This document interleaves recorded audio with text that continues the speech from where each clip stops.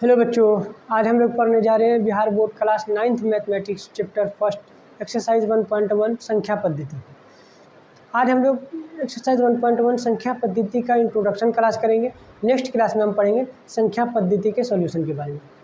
तो अगर हम बात करें संख्या पद्धति की, तो संख्या पद्धति किसे कहते हैं? संख्या पद्धति में जो मेन रोल होता है वो किसका होता है? वो नंबर्स का होता है। इसलिए हम सबसे पहले नंबर्स के बारे में जानेंगे। कितने तरह का नंबर होता है, कितने प्रकार की संख्याएं होती है, इसके बारे में जानेंगे। तो अगर हम बात करें संख्या की, अगर हम बात करें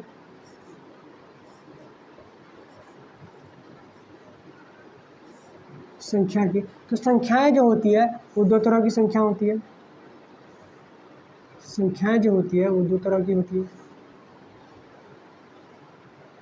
पहली संख्या जो होती है उसे हम कहते हैं वास्तविक संख्या। पहली संख्या जो है उसे हम कहते हैं वास्तविक संख्या।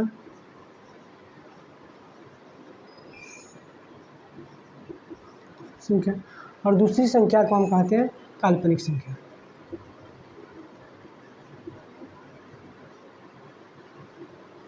काल्पनिक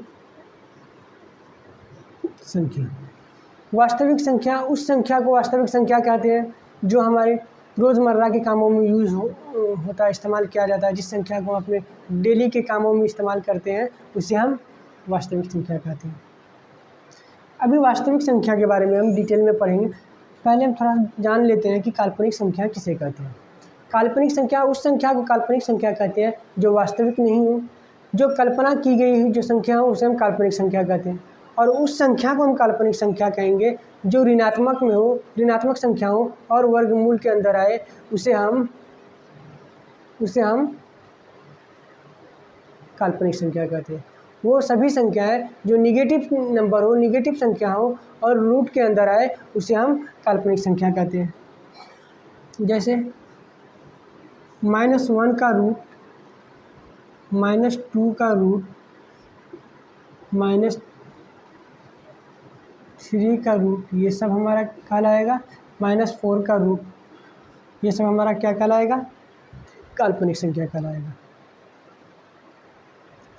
और कौन सी संख्याएं काल्पनिक संख्याएं होगी? वो संख्याएं जिसके साथ आयोटा लगा हुआ हो, जिसके साथ आई लगा हुआ हो, उसे हम काल्पनिक संख्या कहते हैं। जैसे 2i, 3i, 5i, ये सब हमारा काल्पनिक संख्या कहलाता है। काल्पनिक संख्या के बारे में हमें ज़्यादा पढ़ने की ज़रूरत नहीं है, क्योंकि ये हमारे 9th क्लास के सिलेबस में नहीं है। इससे हम हायर क्लास में पढ़ेंगे, 11th क्लास में पढ़ेंगे। तो हम बेसिकली अगर 9th क्लास की बात करें, 9th क्लास में जो हम पढ़ेंगे वो वास्तविक संख्या से पढ़ेंगे। अब हम बात करते हैं वास्तविक संख्या के बारे में कि वास्तविक संख्याएं जो है वो कितने तरह की होती है, वास्तविक संख्याओं के कितने प्रकार होते हैं, इसके बारे में जानते हैं।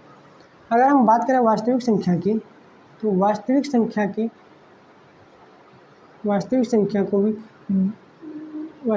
का दो प्रकार होता है। वास्तविक संख्या को भी दो भागों में बांटा गया है। पहला भाग जो है उसे हम कहते हैं परिमेय संख्या।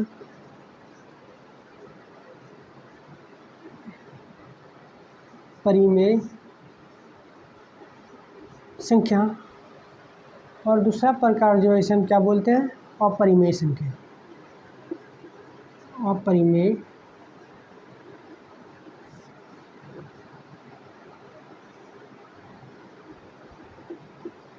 संख्या।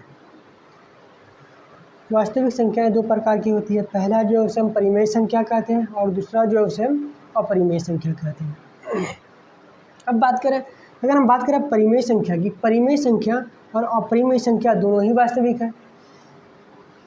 इसीलिए अगर परिमेय संख्या वास्तविक है तो सभी परिमेय संख्या वास्तविक होगी। जितना भी परिमेय संख्या है सब वास्तविक होगा। इसी तरह सभी अपरिमेय संख्या भी वास्तविक होगा। लेकिन अगर हम बात करें कि क्या सभी वास्तविक संख्या परिमेय संख्या होगा, तो सभी वास्तविक संख्या जो है वो परिमेय संख्या नहीं होगा। क्यों नहीं होगा? क्योंकि परिमेय संख्या का, वास्तविक संख्या का कुछ भाग परिमेय संख्या है और कुछ भाग अपरिमेय संख्या। इसीलिए ये सभी वास्तविक संख्या परिमेय संख्या नहीं होगा। क्योंकि वास्तविक संख्या जो बना है वो परिमेय और अपरिमेय दोनों से मिलकर बना है। इसीलिए सभी वास्तविक संख्या न तो सिर्फ परिमेय संख्या होगी और न सिर्फ अपरिमेय संख्या होगी। ठीक है, अब हम बात करते हैं परिमेय संख्या किसे कहते हैं। वो संख्या जिसे हम P/Q के रूप में लिख सकते हैं, जिसे हम P/Q के फॉर्म में लिख सकते हैं, उसे हम कहते हैं परिमेय संख्या। जहाँ P और Q जो होगा वो क्या होगा, P और Q पूर्णांक होगा, एंड और Q बराबर जो है वो हमारा 0 नहीं होना चाहिए। Q बराबर जो है वो 0 नहीं होना चाहिए, डिनोमिनेटर 0 नहीं होना चाहिए, हर जो है वो ये 0 नहीं होना चाहिए, हर जो है वो 0 नहीं होना चाहिए। अंश 0 हो जाएगा तो चलेगा, हर इसे हम क्या बोलते हैं, हर बोलते हैं, इसे हम बोलते हैं अंश, अंश बोलते हैं। इसे इंग्लिश में कहते हैं डिनोमिनेटर, डिनोमिनेटर, और इसे कहते हैं न्यूमरेटर।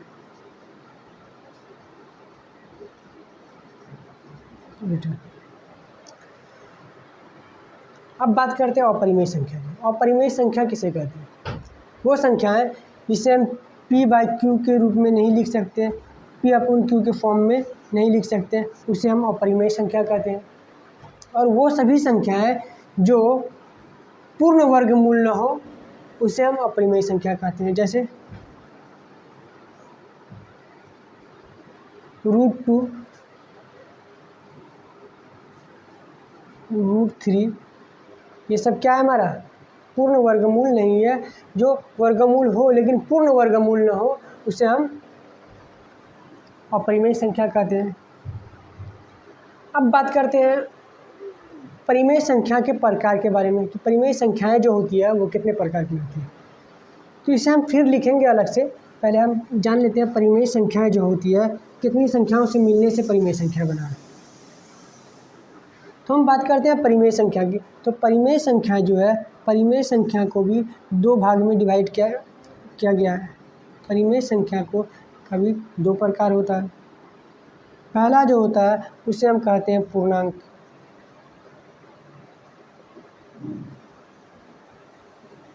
पहला प्रकार जो होता है उसे हम क्या कहते हैं, पूर्णांक कहते हैं। और दूसरा जो होता है उसे हम कहते हैं भिन्न, भिन्न। पूर्णांक किसे कहते हैं, सभी ऋणात्मक संख्या 0 और सभी धनात्मक संख्या के मिलने से जो संख्या बनी है उसे हम पूर्णांक कहते हैं। पूर्णांक जो बना है किस संख्याओं से मिलकर बना हुआ है, पूर्णांक अगर जो बना है वो सभी ऋणात्मक संख्या, सभी निगेटिव नंबर्स से मिलकर बना है। 0 और साथ के साथ सभी पॉजिटिव संख्या, सभी धनात्मक संख्याओं से मिलकर बना है, पॉजिटिव संख्याओं से मिलकर बना है। तो हम बात करें पॉजिटिव संख्या क्या है, पॉजिटिव संख्या किसे कहते हैं। जैसे पॉजिटिव संख्या हो गया 1, 2, 3, ये हमारा पॉजिटिव संख्या हो गया। अब बात करते हैं निगेटिव संख्या। निगेटिव संख्या -3, -2, -1, ये हो गया हमारा निगेटिव संख्या, और ये 0 हो गया। अब पॉजिटिव संख्या, निगेटिव संख्या और 0 के मिलने से जो संख्या बना है उसे हम कहते हैं पूर्णांक। अब हम बात करते हैं पॉजिटिव संख्या की। तो पॉजिटिव संख्या को ही हम क्या कहते हैं, प्राकृतिक संख्या भी कहते हैं, प्राकृतिक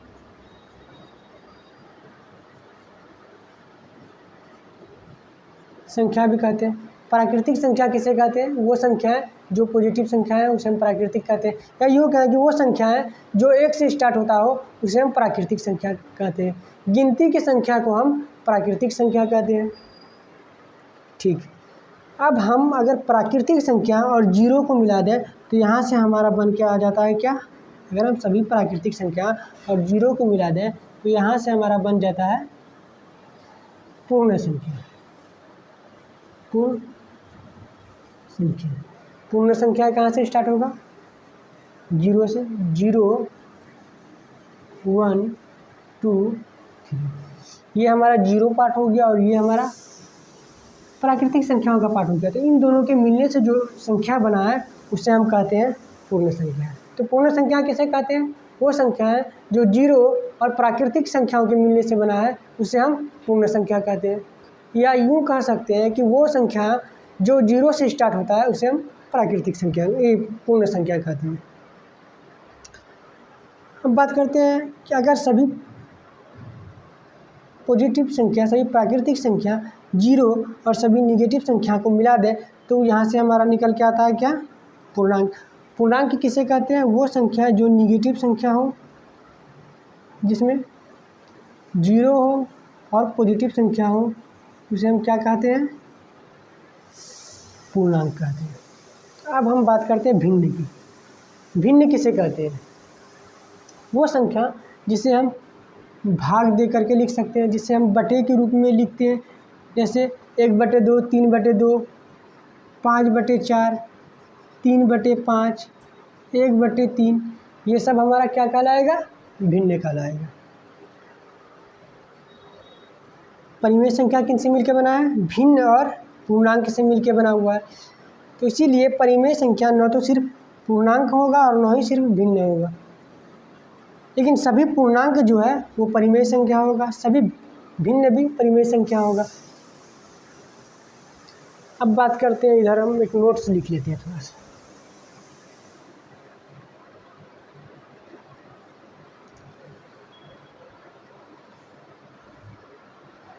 इधर लिखने की कोई आवश्यकता नहीं है। यहाँ से हमें जो पढ़ना है बेसिकली 9th क्लास में, तो वो वास्तविक संख्या से पढ़ना है। तो अगर कोई स्टूडेंट नोट्स बनाए तो वो वास्तविक संख्या से ही बना ले। यहाँ सिर्फ समझाने के लिए हम बताए थे। तो अब हम स्टार्ट करते हैं प्राकृतिक संख्या से, कि प्राकृतिक संख्या किसे कहते हैं। प्राकृतिक संख्या उस संख्या को हम प्राकृतिक संख्या कहते हैं जो 1 से स्टार्ट हुआ हो, तो हम प्राकृतिक संख्या कहते हैं। जैसे 1, 2, 3, ये हमारा हो गया प्राकृतिक संख्या। अब बात करते हैं पूर्ण संख्या की।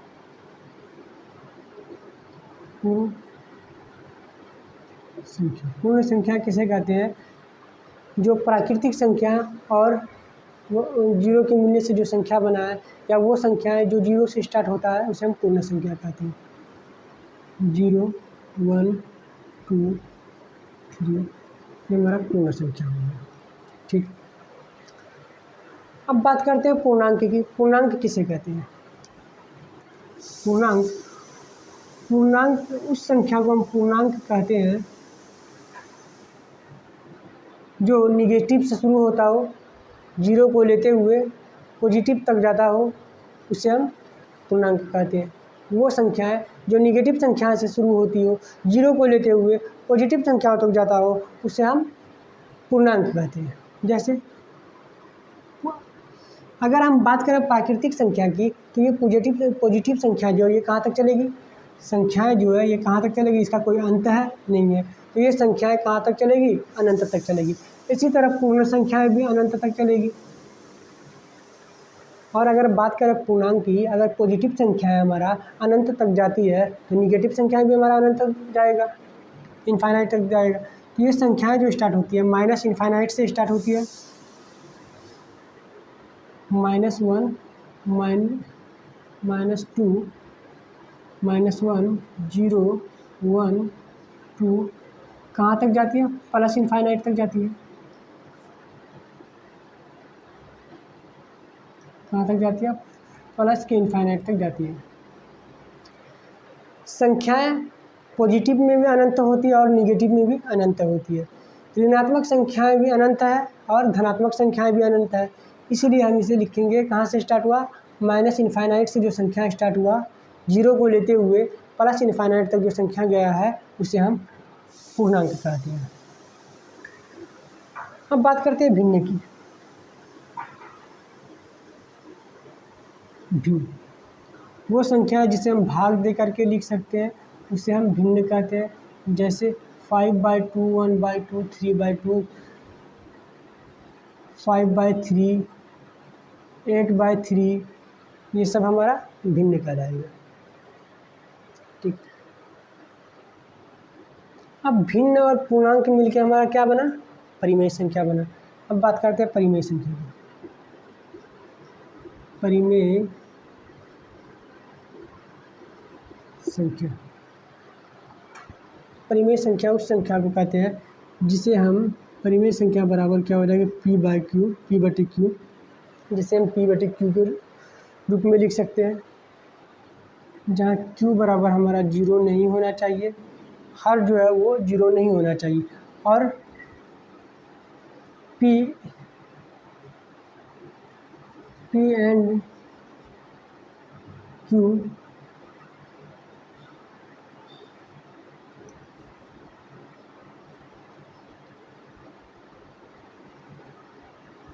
क्यू जो है वो हमारा पूर्णांक होना चाहिए। परिमेय संख्या बराबर क्या होगा, वो संख्या है जिसे हम p बटे क्यू के रूप में लिख सकते हैं, उसे हम परिमेय संख्या कहते हैं। अब स्टूडेंट के दिमाग में ये भी डाउट आ रहा होगा कि सर आप तो बोले हैं कि परिमेय संख्या उसे कहते हैं जिसे हम p बटे क्यू के रूप में लिख सकते हैं, लेकिन ये पूर्णांक तो है, तो ये तो p बटे क्यू के रूप में नहीं है। ये भिन्न जो है ये तो p बटे क्यू के रूप में है, लेकिन ये पूर्णांक p बटे क्यू के रूप में नहीं है। तो अगर हम इसके नीचे 1 लगा दें तो क्या ये हमारा p बटे क्यू के रूप का हो गया नहीं हो गया? हो गया। अगर इसके नीचे हम 1 लगा दें तो ये भी हमारा p बटे क्यू के रूप का हो गया। इसीलिए सभी पूर्णांक और सभी भिन्न जो है वो परिमेय संख्या है। अगर हम बात करें कि क्या सभी प्राकृतिक संख्या परिमेय संख्या है, तो हाँ, सभी प्राकृतिक संख्या परिमेय संख्या है, क्योंकि अगर हम इसके नीचे 1 लगा दें तो ये यहाँ से निकल के आ जाता है हमारा क्या, परिमेय संख्या। ये हमारा p बटे क्यू के रूप का हो गया और ये निकल के आ गया हमारा परिमेय संख्या। ठीक, अगर हम बात ये करें कि क्या सभी प्राकृतिक संख्याएं जो है वो पूर्ण संख्या है, सभी प्राकृतिक संख्याएं पूर्ण संख्याएं है या नहीं है, तो सभी प्राकृतिक संख्याएं पूर्ण संख्या हैं। क्यों? इसलिए पूर्ण संख्या है क्योंकि पूर्ण संख्या जो बना है वो प्राकृतिक संख्या और 0 के मिलने से बना है। प्रकृति का सभी भाग पूर्ण संख्याओं में है, इसलिए सभी प्राकृतिक संख्याएं पूर्ण संख्याएं भी हैं।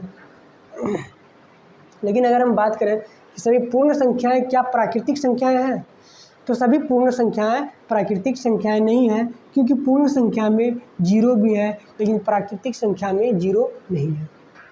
प्राकृतिक संख्या में 0 नहीं है, इसलिए सभी पूर्ण संख्या जो है वो प्राकृतिक संख्या नहीं कहलाएगी। इसी तरह अगर हम बात करें कि सभी पूर्ण संख्या या सभी प्राकृतिक संख्याएं पूर्णांक है, सभी पूर्ण संख्या या सभी प्राकृतिक संख्याएं जो है वो पूर्णांक है। अगर हम पूर्ण संख्या की बात करें तो पूर्ण संख्या में 0 है, पॉजिटिव नंबर्स है, और पूर्ण संख्या में 0 और पॉजिटिव नंबर्स है, और पूर्णांक में भी 0 और पॉजिटिव नंबर्स है, तो सभी पूर्ण संख्याएं पूर्णांक हो जाएगा। और इसी तरह सभी प्राकृतिक संख्याएं भी पूर्णांक होगा। क्यों? क्योंकि इसमें सभी पॉजिटिव संख्याएं हैं। जो संख्याएं हमारा प्राकृतिक संख्याओं में है वो संख्याएं पूर्णांक में भी है, इसीलिए सभी प्राकृतिक संख्या और सभी पूर्ण संख्याएं जो है वो सभी प्राकृतिक संख्या और पूर्ण संख्याएं जो है वो क्या है, पूर्णांक है। ठीक है, अब बात करते हैं कि क्या सभी पूर्णांक प्राकृतिक संख्या है या पूर्ण संख्या है? नहीं है। क्यों नहीं है? क्योंकि पूर्ण संख्या और प्राकृतिक संख्या में निगेटिव पार्ट नहीं है, ऋणात्मक संख्या नहीं है, लेकिन पूर्णांक में ऋणात्मक संख्याएं भी हैं। इसीलिए सभी पूर्णांक न तो प्राकृतिक संख्या है और न ही पूर्ण संख्या है। ठीक, अब बात करते हैं परिमेय संख्या की। तो परिमेय संख्या इसके ऊपर जितनी भी संख्या है सब परिमेय है, क्योंकि परिमेय संख्या जो बनी है उसमें कौन कौन सी संख्या आ जाती है, पूर्णांक, भिन्न, परिमेय संख्या के अंदर पूर्णांक भी आता है, भिन्न भी आता है, प्राकृतिक संख्या भी आता है और पूर्ण संख्या भी आता है। तो सभी संख्याएं क्या है, परिमेय संख्याएं हैं। ठीक, अब बात करें हम अपरिमेय संख्या की, अगर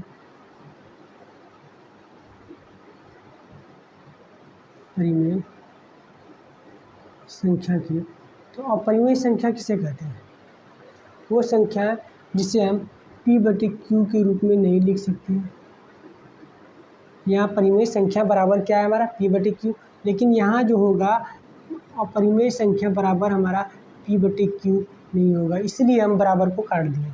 तो अपरिमेय संख्या क्या होगा जिसे हम p/q के रूप में नहीं लिख सकते, उसे हम अपरिमेय संख्या कहते हैं। और वो संख्या है जो पूर्ण वर्गमूल न हो, उसे हम अपरिमेय संख्या कहते हैं। वो संख्या है जो पूर्ण वर्गमूल न हो, उसे हम अपरिमेय संख्या कहते हैं। जैसे √2, √3, √5, √8, ये सब हमारा, ये सब क्या कहलाएगा, ये सभी संख्याएं जो है अपरिमेय संख्या है। अब बात करते हैं वास्तविक संख्याओं की। अभी हम जितने भी संख्याओं के बारे में पढ़े हैं सभी क्या है, ये सभी संख्याएं जो है, ये सभी संख्याएं क्या है, वास्तविक संख्या है। अभी हम जितने भी संख्याओं के बारे में पढ़े हैं सभी संख्याएं वास्तविक संख्या हैं। ठीक है, अब आगे बढ़ते हैं।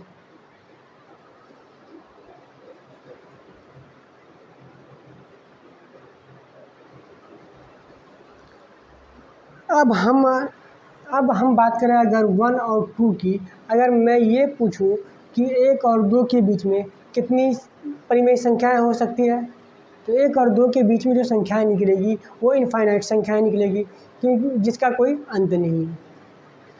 तो आज हम इसी के बारे में अब हम पढ़ने जा रहे हैं कि किसी भी दो परिमेय संख्याओं के बीच में हम परिमेय संख्याएं कैसे निकालते हैं। तो हम पहले इसके बारे में दो मेथड पे चर्चा करेंगे। इसे दो मेथड से हम निकालना सीखेंगे। तो पहला मेथड अगर देखें, फर्स्ट मेथड ये कहता है, मेथड फर्स्ट जो है वो क्या है हमारा, mid value method.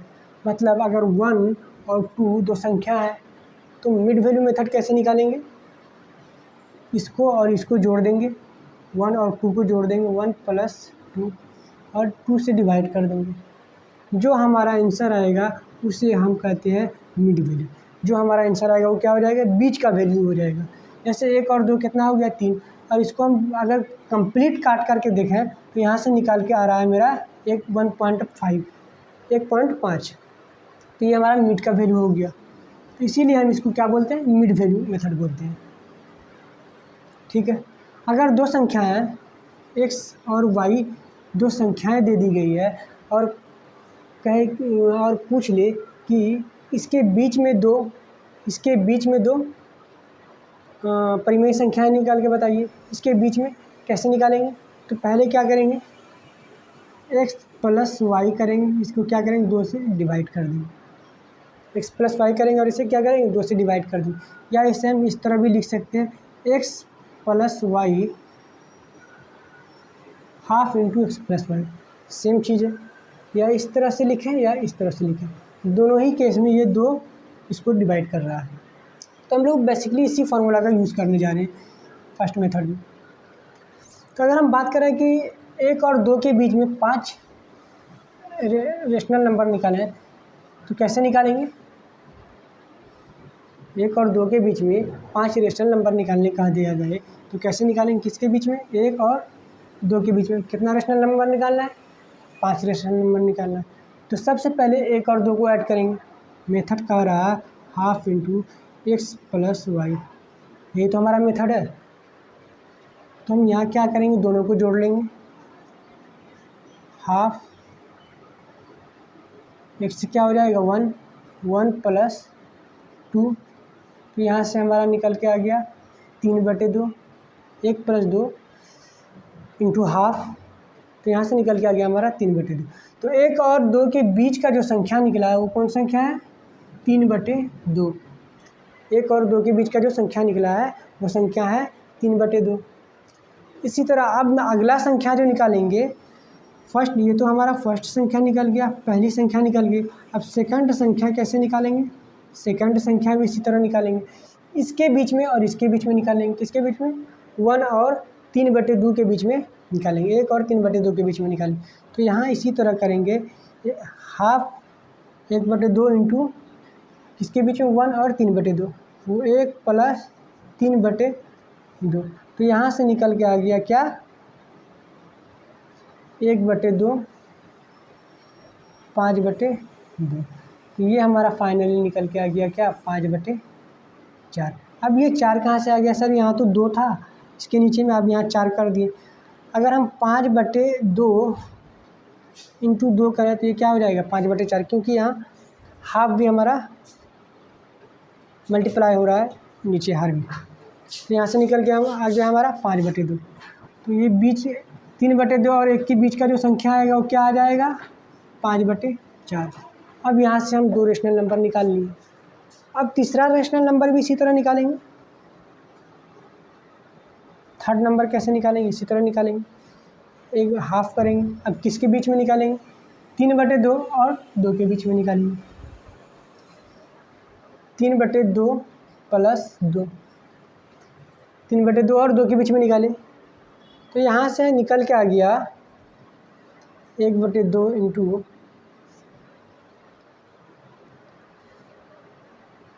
3 + 4 divided by 2। यहाँ से निकल के आ गया क्या, 7/4। तो ये क्या हो जाएगा हमारा, 7/4 हो गया। ठीक है, कितना वैल्यू निकल गया, 1 2 3 वैल्यू तो हम निकाल लिए। और चौथा वैल्यू कैसे निकालेंगे, चौथा वैल्यू भी इसी तरह निकालेंगे। तो हम किसके बीच में निकाल लेते हैं, 5/4 3/2 के बीच में निकाल लेते हैं, या फिर हम 1 और 5/4 के बीच में निकाल सकते हैं। तो हम 5/4 और 3/2 के बीच में निकाल लेते हैं। फोर्थ वैल्यू जो निकालेंगे हम किसके बीच, या फिर 1 और 5/4 के बीच ही निकाल लेते हैं, किसी के बीच भी निकाल सकते हैं। तो निकाल लेते हैं 1 और 4/5 के बीच में, क्या निकलेगा, हाफ इंटू 1/2 ना 1 + 5/4। तो यहाँ से निकल के आ गया क्या, 1/2 तो गुना में रहेगा, एलसीएम लेंगे 4 आएगा, यहाँ पर 4 + 5 बराबर निकल के आ गया हमारा 9/8। तो 1 और 5/4 के बीच में जो संख्या आया है वो क्या है, 9/8 है। अब अगला संख्या कौन है, अगली संख्याएं जो है वो कौन संख्या है, किसके बीच में निकालेंगे, 7/4 और 2 के बीच निकाल लेते हैं, या 3/2 7/4 के बीच निकाल लेते हैं, किसी के बीच भी निकाल सकते हैं। तो अगली संख्या निकालेंगे हम 7/4 और चलो निकाल लेते हैं इसके बीच में, 3/2 और 7/4 के बीच में ही निकाल लेते हैं। तो फिफ्थ संख्या जो निकाल रहे हैं हम किसके बीच में, 1/2 तो मल्टीप्लाई करेंगे 3/2 प्लस 7/4। तो यहाँ से निकल के आ गया हमारा 1/2 4 6 + 7। तो फाइनली जो निकल के आया वो हमारा क्या आ गया, 13/8। तो यहाँ से जो निकल के आया क्या आया, 13/8। अब 1 और 2 के बीच में जो संख्या निकली है कौन कौन सी संख्या निकली है, 8/9 5/4 3/2 13/8 7/4, ये 5 संख्याएं हो गई। लेकिन ये मेथड में एक प्रॉब्लम है, कि प्रॉब्लम ये है कि अगर हम इस मेथड को अप्लाई करें, यूज़ करें किसी भी क्वेश्चन में, तो काफ़ी लेंथी मेथड हो जाता है, काफ़ी टाइम हमारा ख़राब कर देता है, या फिर बहुत सारा टाइम लग जाता है क्वेश्चन को सॉल्व करने में। तो हम सेकंड मेथड के बारे में देखते हैं। सेकंड मेथड कैसे है,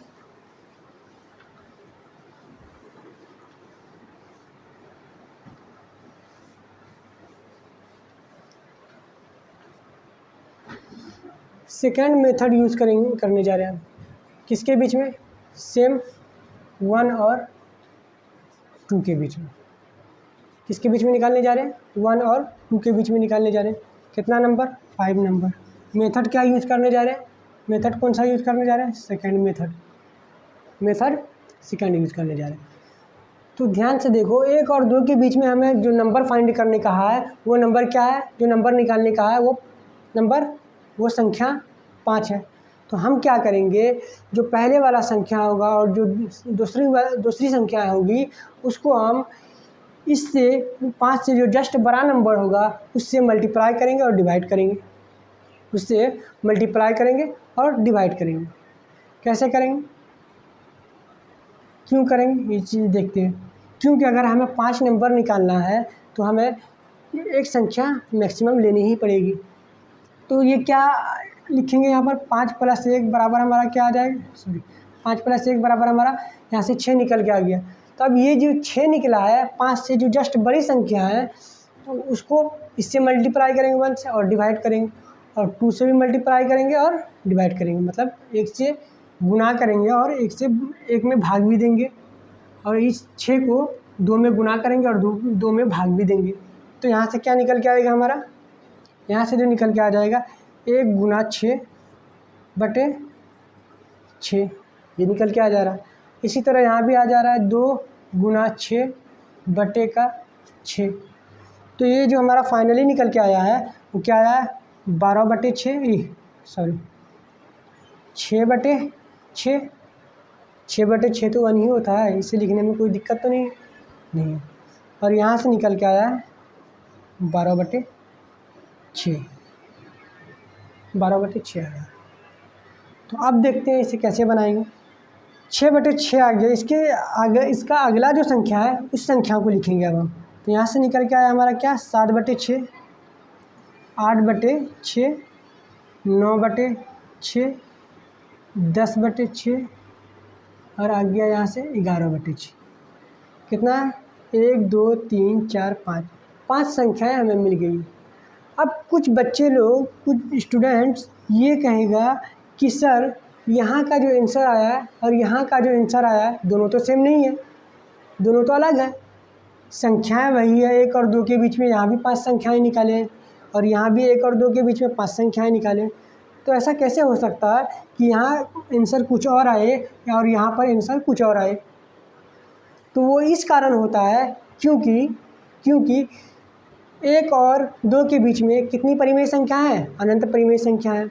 अगर हम 1 और 2 के बीच में कोई संख्या लिखने को दे दें, हम बोलें कि 1 और 2 के बीच में जो संख्या है बताओ, कोई स्टूडेंट बताएगा सर 1 और 2 के बीच में हम 1.5 बता देंगे ये संख्या है। चलो ये भी सही है, 1 और 2 के बीच 1.5 है। अगर कोई दूसरा स्टूडेंट कहेगा नहीं सर मेरा तो आंसर आ रहा है 1.1, कोई स्टूडेंट कहेगा कि नहीं सर मैं तो लिखूँगा 1.54, किसी का आएगा 1.25। तो ये सभी संख्याएं किसके अंदर आती है, ये सभी संख्याएं जो है 1 और 2 के बीच में ही आती है। इसीलिए 1 और 2 के बीच में अनंत संख्याएं होती है, अनंत परिमेय संख्याएं होती है। इसलिए आंसर सबका ये ज़रूरी नहीं है कि सेम हो। अगर कोई ये मेथड यूज़ करेगा तो इस मेथड में मैक्सिमम चांस, ज़्यादातर चांस बनता है कि सबका आंसर सेम हो, और कोई मेथड ये मेथड यूज़ करेगा इसमें भी मैक्सिमम चांस बनता है कि सबका आंसर सेम हो। तो हम लोग बेसिकली इस मेथड को यूज़ इसलिए करेंगे क्योंकि इस मेथड में जो है अगर हमें 10 संख्याएँ 20 संख्याएँ फाइंड करने को कहा जाए, अगर कहे कि 1 और 2 के बीच में 20 संख्याएँ निकालो, तो इसमें तो निकालने में काफ़ी समय लग जाएगा। इस संख्याओं को हम यूज़ कर लेंगे। अगर 10 संख्याएँ निकालने के लिए कहा दे तो क्या करेंगे, हम 11 से मल्टीप्लाई कर देंगे और डिवाइड कर देंगे, ईजिली निकल जाएगा। ठीक, अब बात करते हैं कि इस संख्या में भी एक कंडीशन है, ये मेथड यूज़ करने में भी एक कंडीशन है। कंडीशन ये है कि इस मेथड को हम तभी यूज़ कर सकते हैं जब डिनोमिनेटर जो है वो हमारा सेम होना चाहिए, जब डिनोमिनेटर सेम होना चाहिए। जैसे 1 है, 1 और 1/5 दे दिए, 2/5 दे दिए। डिनोमिनेटर का मतलब है वो, इसको हम तभी यूज़ कर सकते हैं इस मेथड को जब हर जो होगा, नीचे वाला जो पार्ट होगा, नीचे वाला जो भाग होगा वो सेम होना चाहिए। तब इसके बीच में हम 5 संख्याएँ निकालते हैं। कैसे निकालेंगे, कितना संख्या निकालना है हमें, 5 संख्या निकालनी है। कौन कौन सी संख्या निकालनी है, कैसे निकालेंगे इसको, 5 + 1 करेंगे, यहाँ से निकल के आ गया 6 हमारा। तो इससे जो जस्ट बड़ा नंबर कौन है, 6। अब इस 6 को इसके अंश और हर में गुना करेंगे और इसमें के अंश और हर में भी गुना करेंगे। जैसे देखते हैं, 1 × 6 लिखेंगे, नीचे 5 × 6 लिखें, और ऊपर में सेकंड वाले में क्या लिखेंगे, 2 × 6 और 5 × 6। सेम चीज़ है। लेकिन अगर इसको अगर हम इसको फाइनली लिखें तो यहाँ से निकल के आ रहा है 6/30 और यहाँ से निकल के आ रहा है 12/30। अब इसके बीच में जो संख्या है वो कौन सी संख्या होंगी? 7/30, 8/30, 9/30, 10/30, 11/30। तो अब ये 5 परिमेय संख्याएं हमें इसके बीच में मिल गया है। ठीक है स्टूडेंट्स, अब हम लोग चलते हैं एक्सरसाइज 1.1 के उदाहरण की तरफ। देखते हैं पहला उदाहरण क्या कह रहा है।